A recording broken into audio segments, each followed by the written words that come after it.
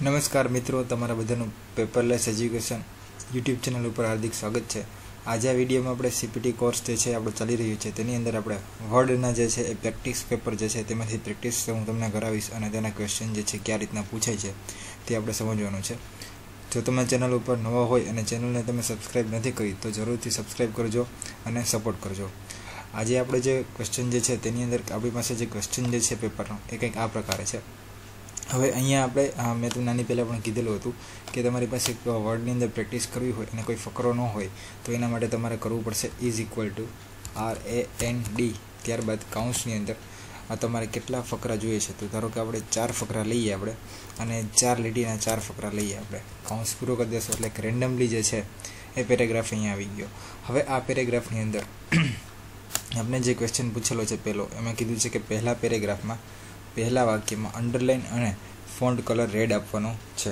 તો હવે font colour red આપવાનો છે અને પહેલું વાક્ય, તો જો અહીંયા video provides a powerful way to help you prove your point, આ પહેલું વાક્ય થયું આપણું કે જ્યાંથી પેરેગ્રાફ સ્ટાર્ટ થયો, પહેલો પેરેગ્રાફ ત્યાંથી પહેલો જે ફૂલ સ્ટોપ આવ્યો ત્યાં સુધીનું આ પહેલું વાક્ય થયું। હવે આને શું કરવાનું છે, આપણે આ પહેલા વાક્યમાં અંડરલાઇન આપવાનું છે। તો અંડરલાઇન અહીંયાથી આપણે મળી જશે। ત્યારબાદ colour red, already red selected જ છે, ન હોય તો અહીંયાથી સ્ટાન્ડર્ડ કલરમાંથી રેડ આપી દેવાનું। ચલો, પહેલો ક્વેશ્ચનનું આન્સર મળી ગયો। બીજું છે બીજા પેરેગ્રાફમાં લાઇન સ્પેસિંગ 1.65 રાખો। તો બીજો પેરેગ્રાફને પહેલાં આપણે સિલેક્ટ કરી દઈએ, ત્યારબાદ અહીંયા પેરેગ્રાફમાંથી જશું આપણે અને અહીંયા જો લાઇન સ્પેસિંગ બીજા ક્યાંય ચેન્જ નથી કરવાનો, ખાલી અહીંથી અહીંયા જ ચેન્જ કરવાનું છે। તો અહીંયા આપણે 1.65 કીધું છે તો 1.65 કરી અને ઓકે આપી દેવાનું રહેશે। થઈ ગયું। હવે ત્યાર પછીનો ક્વેશ્ચન છે ત્રીજા પેરેગ્રાફમાં સ્પેસિંગ ઓટો રાખો। ઓકે, તો ત્રીજો પેરેગ્રાફ જે છે તેને સિલેક્ટ કરી લ્યો।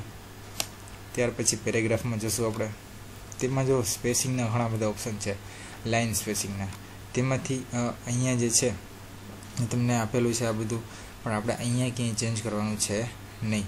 આપણે શું કરવાનું છે, લાઇન સ્પેસિંગ ઓટો રાખવાનું છે। તો જો ઓટોનો તો અહીં ક્યાંય ઓપ્શન છે નહીં, ક્લિયર? તો આ જે બાય ડિફોલ્ટ જે છે જે હતું મલ્ટિપલ એ જ રાખવાનું છે। હવે અહીંયા તમે જોશો તો અહીંયા તમે ઘટાડતા જશો તો અહીંયા પણ ક્યાંય ઓપ્શન આવતો નથી ઓટોનો, તો શું કરવું? કોઈ વાંધો નહીં, આને કરી દઈએ ક્લોઝ। હવે જે એક્ઝેક્ટલી આપણો આન્સર છે એ હું તમને કહું છું। પહેલાં મેં તમને કીધું કે અહીંયા ક્યાંય છે નહીં, બરાબર છે? ઓપ્શન જે છે અહીંયા છે। જો હવે આ સ્પેસિંગ બિફોર અને આફ્ટર છે ને તેની અંદર જો આ ઓટો આવી ગયું અને અહીંયા પણ આફ્ટરમાં પણ ઓટો કરી આપવાનો, આપણે આફ્ટરમાં પણ ઓટો, આ થઈ ગયું સ્પેસિંગ ઓટો।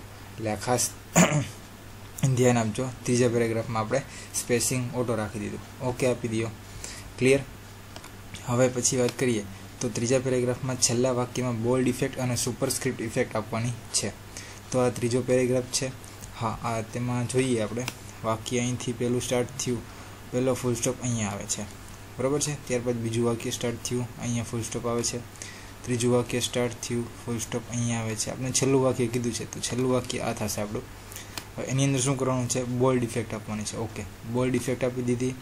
ત્યારબાદ સુપરસ્ક્રિપ્ટ એટલે અહીંયા એક્સનો સ્ક્વેર એવું આપેલું છે તેના ઉપર ક્લિક કરી દઈશું, આ થઈ ગયું સુપરસ્ક્રિપ્ટ, બરાબર? ત્યાર પછી છે ત્રીજા પેરેગ્રાફમાં રાઇટ ઇન્ડેન્ટ 0.6 અને લેફ્ટ ઇન્ડેન્ટ 0.5 આપો। ઓકે, તો ત્રીજો પેરેગ્રાફને સિલેક્ટ કરી લઈએ આપણે, પેરેગ્રાફનો મેનુ ઓપન કરી લઈએ। આપણે કીધું છે રાઇટ ઇન્ડેન્ટ 0.6, બરાબર છે?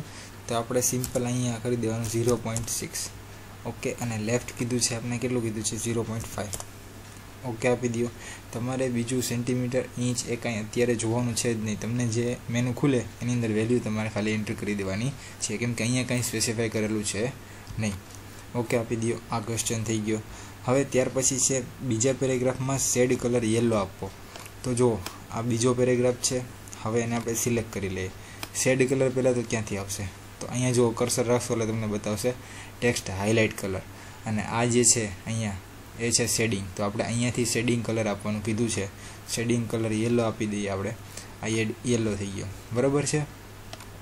ત્યાર પછી વાત કરીએ તો પેજ સાઇઝ A4 અને માર્જિન જે છે એ નેરો રાખવાનું છે। ઓકે, તો ક્યાં જશું આપણે, પેજ લેઆઉટમાં, બરાબર છે? ત્યાર પછી એમાં પેજ સેટઅપમાં જશું આપણે। પેજ સેટઅપમાં ગયા પછી પેજીસ જે છે અહીંમાં કંઈ ચેન્જ કરવાનું છે નહીં. પેપરમાં જશો તમે, પેપરની સાઇઝ જે છે એ આપણે રાખી દેવાની થશે. પેજની સાઇઝ A4 કીધું છે, A4 આપણે રાખી દીધું. ત્યારબાદ જે છે પેજ લેઆઉટ જે છે તેમાં પણ આપણે કાંઈ ચેન્જ કરવાની જરૂર નથી. માર્જિનની અંદર આપણે જે છે એ કેટલું રાખવાનું છે, માર્જિન જે છે એ નેરો માર્જિન રાખવાનું છે. તો હવે એ ક્યાંથી થશે નેરો માર્જિન? તો જો અહીંયા આપણે કંઈ ચેન્જ કરવાનું થશે નહીં. આપણે શું કરવાનું છે, પેજનું માર્જિન જે છે એ નેરો રાખવાનું છે. તો એના માટે પેપરમાં તો પહેલાં આપણે કંઈ કરવાનું થતું નથી. લેઆઉટ જે છે તેની અંદર પણ કંઈ છે નહીં. હવે તો એ ક્યાં થશે? તો કે આ માર્જિન જે છે એની અંદર જ થશે. કઈ રીતે? તો જો અહીંયા તમને માર્જિન્સ જે છે ઓપ્શન આપેલો છે. જો અહીંયા પણ એક આપેલો છે, જો અહીંયા, બરાબર છે. નેરો માર્જિન રાખવાનું છે, એ અહીંયાથી થશે. ક્લિયર? એટલે આપણે જે છે અહીંયા નેરો માર્જિન જે છે થઈ ગયું, અને આ જે પેજ છે તેનું આપણે કામ થઈ ગયું. ત્યાર પછી વાત કરીએ તો ચેન્જ શબ્દને બોલ્ડ, અંડરલાઇન અને હાઇલાઇટ કલર આપવાનો છે. તો આપણે શું કરવું પડશે? એના માટે હોમ મેનુ ઉપર જવું જોશે. ત્યાર પછી આપણે ફાઇન્ડ કરવું પડશે. ફાઇન્ડ કરવા અથવા તો તમારે એક વસ્તુ કરી દેશો તો પણ ચાલશે, રિપ્લેસ કરી દેવાનું. શું રિપ્લેસ કરવાનું? હવે જો ચેન્જ શબ્દ તો આ પેરેગ્રાફમાં છે નહીં, કારણ કે મેં બાય ડિફોલ્ટ લીધો છે. તો આ પેરેગ્રાફની અંદર વિડીયો શબ્દ છે. તો હું શું કરીશ કે આ વિડીયો શબ્દ છે એ વિડીયોને જે છે રિપ્લેસ કરશું આપણે વિડીયોથી જ, પરંતુ એમાં આપણે ઇફેક્ટ આપવાની છે. તો એ ઇફેક્ટ જે છે અહીંયા કર્સર છે આપણું, એ જોઈ લેવાનું. ત્યારબાદ મોર ઉપર તમારે ક્લિક કરવાનું. મોર ઉપર ક્લિક કરશો અને અહીંયા તમને આ જે ક્વેશ્ચન પૂછ્યો છે એની અંદર શું કીધું છે, જુઓ જે શબ્દ છે એને બોલ્ડ, અંડરલાઇન અને હાઇલાઇટ કલર કરવાનું છે. તો અહીંયા આપણે જઈશું ફોર્મેટમાં જઈશું, ત્યારબાદ ફોન્ટમાં જઈશું. ફોન્ટમાં શું કરવાનું છે? આપણે બોલ્ડ કરવાના છે ફોન્ટને, બરાબર છે. તો અહીંયા ગયા ફોન્ટના મેનુમાં અહીંયા આપણે, ત્યારબાદ આપણે એને આપી દઈએ ફોન્ટ સ્ટાઇલ બોલ્ડ આપી દઈએ, બરાબર. ત્યારબાદ કરવાની છે અંડરલાઇન. ઓકે, તો અહીંયા જે અંડરલાઇન છે એ સિમ્પલ અંડરલાઇન આપણે સિલેક્ટ કરી લઈએ. ઓકે, અને એક હાઇલાઇટ કલર આપણે આપવાનો છે. તો ફોન્ટનો જે કલર જે છે, આ ફોન્ટ કલર, તેમાં આપણે કોઈ કલર આપી દઈએ, રેડ આપી દઈએ ધારો કે, બરાબર. તો આ ફોન્ટ જે છે આ એનો કલર થઈ ગયો રેડ, પણ આ કલર આપણે આપવાનો છે નહીં. આપણે આપવાનું છે એની હાઇલાઇટ કલર. એટલે ફોન્ટનો બાય ડિફોલ્ટ પાછો બ્લેક રાખી દઈએ આપણે.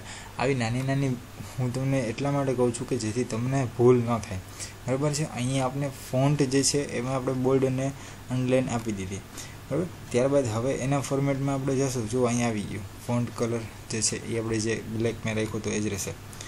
હવે એમાં જો હાઇલાઇટ ઓપ્શન છે એ હાઇલાઇટ આપણે એના પર સિલેક્ટ કરશું તો ફોન્ટને હાઇલાઇટ જે છે ઓટોમેટિક આવી જશે. અહીંયા રિપ્લેસ ઓલ કરી દઈએ આપણે, તો યસ આપણે આપી દઈએ, યસ. ઓકે, તો જો થઈ ગયું. વિડીયો જે છે એને બોલ્ડ, અંડરલાઇન અને હાઇલાઇટ કલર મળી ગયા. ત્યાર પછી વાત કરીએ તો પહેલા પેરેગ્રાફમાં રાઇટ સાઈડ એલિમેન્ટ રાખવાનું કીધેલું છે. ઓકે, તો પહેલો પેરેગ્રાફ છે આ, એને સિલેક્ટ કરી લઈએ આપણે. આ રાઇટ સાઈડ એલાઇનમેન્ટ એટલે અહીંયા જો છે અલાઇન રાઇટ એવું લખેલું આવી ગયું છે, એના ઉપર ક્લિક કરશો, આ થઈ ગયું રાઇટ એલાઇનમેન્ટ. ત્યાર પછી વાત કરીએ ત્રીજા પેરેગ્રાફમાં સેન્ટર એલિમેન્ટ રાખવાનું છે. ઓકે, તો આ ત્રીજો પેરેગ્રાફ છે તેની અંદર આપણે સેન્ટર એલિમેન્ટ જે છે આપણે રાખી દઈએ. ક્લિયર? તો આ ખાસ વસ્તુનું ધ્યાન રાખજો.